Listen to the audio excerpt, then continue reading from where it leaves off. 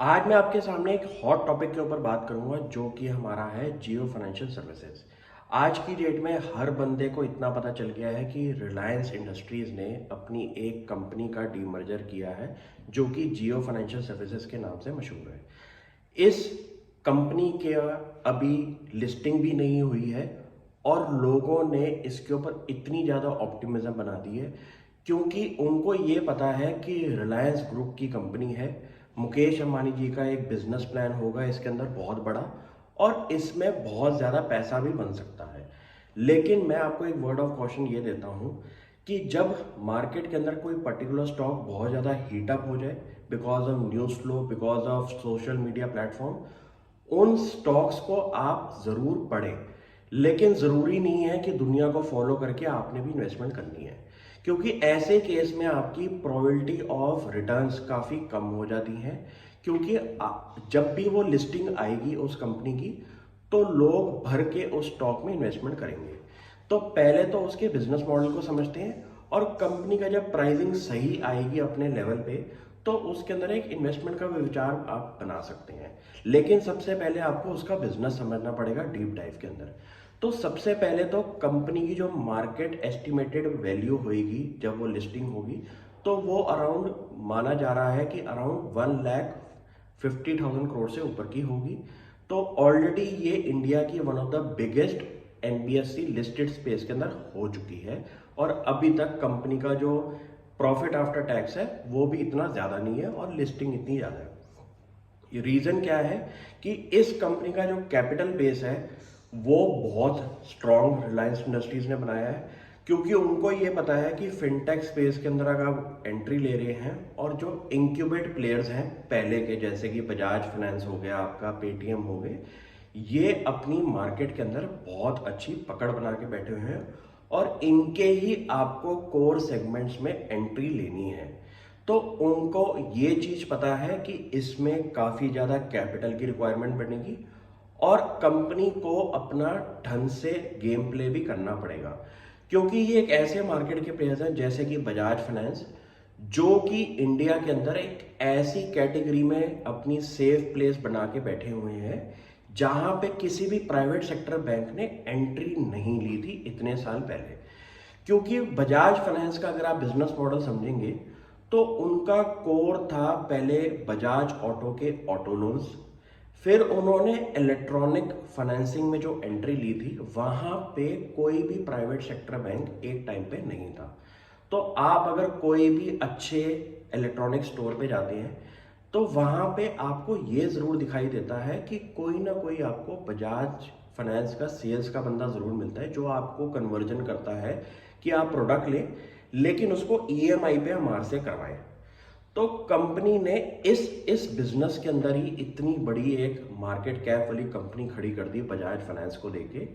जहां पे लोगों को कभी सोच में भी नहीं आया था कि ये इतना बड़ा बिजनेस खड़ा हो सकता है। अब बात करते हैं पेटीएम की। पेटीएम का जो कोर बिजनेस है वो है हमारा QR based peer to peer अपनी ट्रांजैक्शंस जो है, जैसे कि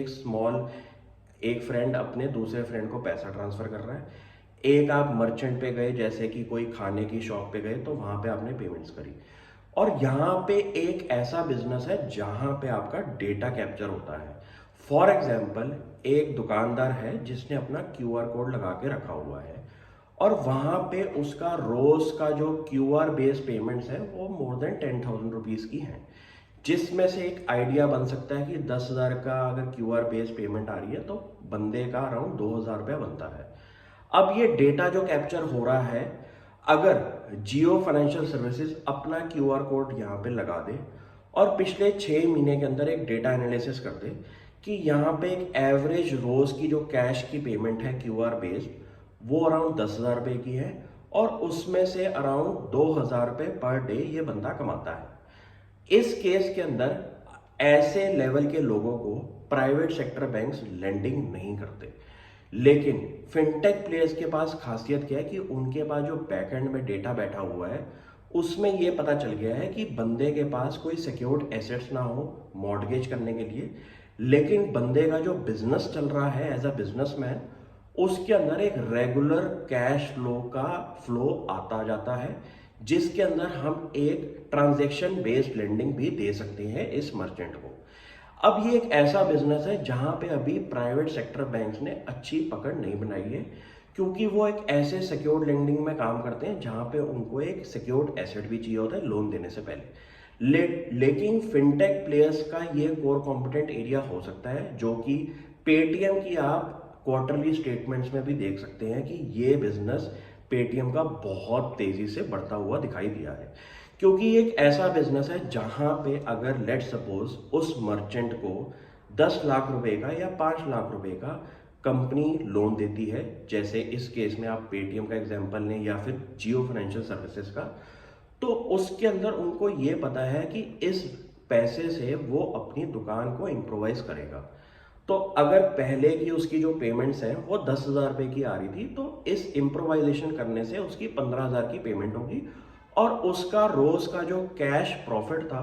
वो 2,000 की जगह 3,000 रुपया हो गया।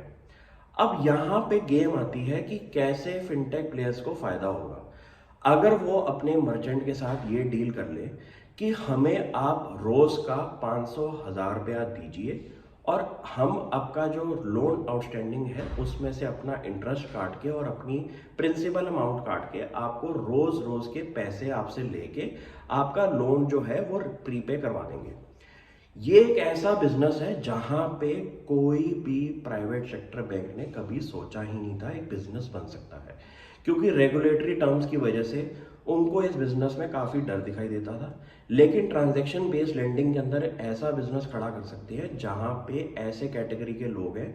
जिनको रोज का कैश आ रहा है, लेकिन उनके पास कोई एसेट्स नहीं है लोन लेने के लिए और अपने बिजनेस को इंप्रूवाइज करने के लिए। ये एक ऐसी कैटेगरी है जहां पे जियो फाइनेंशियल सर्विसेज का भी फोकस एरिया रहेगा, जैसे कि पेटीएम का है और बाकी फिनटेक प्लेयर्स का है। अब एक और बिजनेस की बात करता हूं, जैसे कि आप रिलायंस रिटेल के जो स्टोर्स हैं, जो कि इंडिया में अराउंड 18,000 से ऊपर के स्टोर्स हैं। मुकेश अंबानी जी को इतने सालों में पता चल गया कि आप इंडिया में इलेक्ट्रॉनिक्स बेच के पैसा नहीं कमा सकते, क्योंकि ये एक ऐसा बिजनेस है जहां पे कंज्यूमर को पहले से ही बाकी मार्केट प्लेसेस के अंदर रेट्स पता है। तो यहाँ पे आपका प्रॉफिट मार्जिन जो है वो एक लेवल पे आके ही स्टेगनेंट हो जाएगा और इतने परसेंटेज नहीं है कि आपको एक बहुत बड़ा बिजनेस इसमें दिखाई दे। लेकिन इसके अंदर उनको एक और बिजनेस दिखा जो कि वो देख रहे थे इतने सालों से कि वो एक कॉम्पिटिटर कम फर्म्स को दे रहे थे, जैसे कि बजाज फाइनेंस हो गया, आपका आईडीएफसी फर्स्ट बैंक हो गया, कि लोग इलेक्ट्रॉनिक्स तो रिलायंस रिटेल के स्टोर से ले रहे थे, लेकिन उसको फाइनेंसिंग हम बजाज फाइनेंस या फिर आईडीएफसी फर्स्ट या फिर एचडीएफसी को दे रहे थे। तो बिजनेस मैन का ये फोकस होता है कि यार अगर मैं एक बिजनेस से पैसा नहीं कमा पा रहा इन केस ऑफ इलेक्ट्रॉनिक्स, तो मैं उसके लेंडिंग बिजनेस में पैसा जरूर कमा सकता हूँ। क्योंकि अगर रिलायंस रिटेल के स्टोर पे अगर जियो फाइनेंशियल सर्विसेज का सेल्स पर्सन बैठा होगा और वो एक अच्छी डील देगा कॉम्पिटिटर टर्म्स पे, तो मुझे लगता है ये एक ऐसा बिजनेस है जहां पे रिलायंस जियो फाइनेंशियल सर्विसेज का एक बिजनेस खड़ा हो सकता है। ईएमआई का काम है और आपके जो एसेट्स हैं वो आपके हैं कंज्यूमर ड्यूरेबल प्रोडक्ट्स, जैसे कि आपके फ्रिज हो गए, जैसे आपके आईफोन हो गए। आज की डेट में इनकी जो परसेंटेज ऑफ लोन्स है वो मोर देन 50% से ऊपर है, कि लोग प्रेफर ये करते हैं कि उनका छोटी मोटी ईएमआई कट के ये प्रोडक्ट घर पे आ जाए और वो 1 साल के टाइम पीरियड के अंदर छोटी सी ईएमआई बांध के इस प्रोडक्ट को यूज करें। ये भी एक ऐसा बिजनेस खड़ा हो सकता है जियो फाइनेंशियल सर्विसेज का, जो कि आगे वाले टर्म्स के अंदर बजाज फाइनेंस का बहुत बड़ा बिजनेस होता था। अब बात करते हैं इंडिया की फिनटेक स्टोरी के अंदर, जो कि दिग्गज बादशाह है हमारा ज़ीरोधा। कंपनी ने इंडिया के ब्रोकिंग बिजनेस के अंदर लीडरशिप पोजीशन उस बेसिस पे बनाई थी जहां लोगों को यही नहीं पता था कि ब्रोकरेज का बिजनेस जो है वो फ्री पे चला रहे हैं कैश मार्केट के अंदर। अब मैं बात करता हूं रिलायंस इंडस्ट्रीज के कोर डेटा की, जो कि उनके पास, जैसे कि आप जियो टेलीकॉम जो है उसके अंदर अराउंड 400 से ज़्यादा सब्सक्राइबर्स हैं। रिलायंस रिटेल के जो कस्टमर्स हैं वो मोर देन 200 कस्टमर्स हैं। तो इनकी इंटीग्रेशन करके उनका ये मानना है कि ये लोग जहां पैसा खर्च कर रहे हैं वहां पे जियो फाइनेंशियल सर्विसेज का एक बिजनेस खड़ा हो सकता है। इस केस के अंदर डीमैट मार्केट जो है हमारी ब्रोकिंग बिजनेस की, वहां पे भी मुझे लगता है कि एग्रेसिव अप्रोच से हमारा रिलायंस इंडस्ट्रीज का जियो फाइनेंशियल सर्विसेज एंट्री लेगा। वहां पे डिसरप्शन का माहौल खड़ा हो सकता है, क्योंकि इनका कैपिटल बेस इतना स्ट्रांग है कि अगर अगले 3-4 साल ब्रोकिंग बिजनेस से ये लोग पैसा भी ना कमाएं, तो मुझे एक अजम्पशन बेस पे इतना दिखाई देता है कि 10 से 15% का मार्केट शेयर ये लोग खड़ा कर सकते हैं। क्योंकि आज की डेट में इतना गैप है हमारा ब्रोकिंग बिजनेस के अंदर और मार्केट के पोटेंशियल के अंदर कि यहाँ पे अभी जीरोधा जैसे 3-4 कंपनियां इजीली स्टैंड हो सकती हैं। तो मार्केट के अंदर कंपटीशन के बेस पे इतना बड़ा कंपटीशन खड़ा हो जाएगा फिनटेक बिजनेस के अंदर, तो ये तो अभी शुरुआत है। और इसके अंदर काफ़ी गलतियां या फिर आप कह सकते हैं कि प्राइसिंग सही होने की वजह से शेयर होल्डर रिटर्न इतनी ना मिले, लेकिन इतना पक्का है कि इन गेम प्ले पे कंपनी अगर सही तरीके से काम कर रही है तो फ्यूचर में अनलॉकिंग तगड़ी होगी। रीजन भी जियो फाइनेंशियल सर्विसेज का जो क्रेडिट रेटिंग है वो अभी फिलहाल AAA कही जाती है। इस क्रेडिट रेटिंग पे उनकी जो कॉस्ट ऑफ फाइनेंसिंग होगी वो भी around lowest in the industry होगी, जिसका फायदा इस कंपनी को डायरेक्टली मिलेगा। और जो उन्होंने लीडरशिप में बंदे बिठाए हैं एक्स ICICI बैंक के,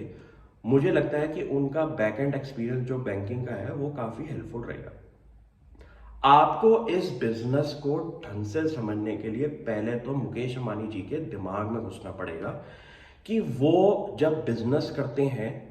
तो वो 1-2 साल की रिटर्न से फर्क नहीं पड़ता, क्योंकि उनका जो कैश काउ है वो रिलायंस इंडस्ट्रीज है। और जो बाकी इंक्यूबेंट बिजनेसेस उन्होंने खड़े करे हैं उसके अंदर वो जेस्टेशन पीरियड 10 साल का भी अगर रख दे तो कोई दिक्कत नहीं आएगी। ये वीडियो मेरे बिजनेसमैन के लिए भी है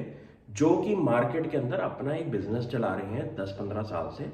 और वो एक डाइवर्सिफिकेशन मोड के अंदर कोई और छोटे मोटे बिजनेसेस भी खड़े कर रहे हैं। आप मुकेश अंबानी जी के अगर गेम प्ले में घुस जाए तो आपको ये समझ में आ जाएगा कि घर की रोटी अगर कोर बिजनेस से चल रही है और ऐसे डाइवर्सिफिकेशन वाले बिजनेसेस के अंदर फिलहाल अगर पैसा नहीं बन रहा, क्योंकि आप जितना भी पैसा उठा रहे हैं उसको आप खर्चों में डाल रहे हैं, लेकिन वो बिजनेस अगर खड़ा हो रहा है तो 10 साल में ये हो सकता है कि उसमें से एक बिजनेस इतना बड़ा बन जाए कि आपके कोर बिजनेस से ज्यादा की कमाई दे दे। अगर मैं इस बिजनेस के अंदर देखूं तो मुझे इतनी इतनी कैटेगरीज दिख रही हैं जिसके अंदर टारगेट ऑडियंस और टारगेट प्रॉफिट जो है वो बहुत बड़ा दिखाई दे सकता है। लेकिन जेस्टेशन पीरियड इसलिए ज़्यादा होगा क्योंकि ये एक ऐसे बिजनेसेस है जहां पे कंपटीशन वाली कंपनीज ऑलरेडी एक अच्छा कंसिडरेबल मार्केट शेयर बना के बैठी हुई है और उस मार्केट शेयर को तोड़ने के लिए बहुत ज़्यादा मार्केटिंग एक्सपेंस लगेगा। तो अभी फिलहाल इस स्टॉक को ध्यान से सिर्फ स्टडी करें, एंट्री देखें कैसे जियो फाइनेंशियल सर्विसेज बाकी बिजनेसेस में ले रहे हैं। और जरूरी नहीं है कि आपको हमेशा स्टॉक प्राइस खरीदना भी होता है। आप कभी कभी अपने बिजनेस को ढंग से समझे, सही टाइम आएगा तो एंट्री ले लेना। क्या बात है, सही बोल रहा हूं ना? Thank you.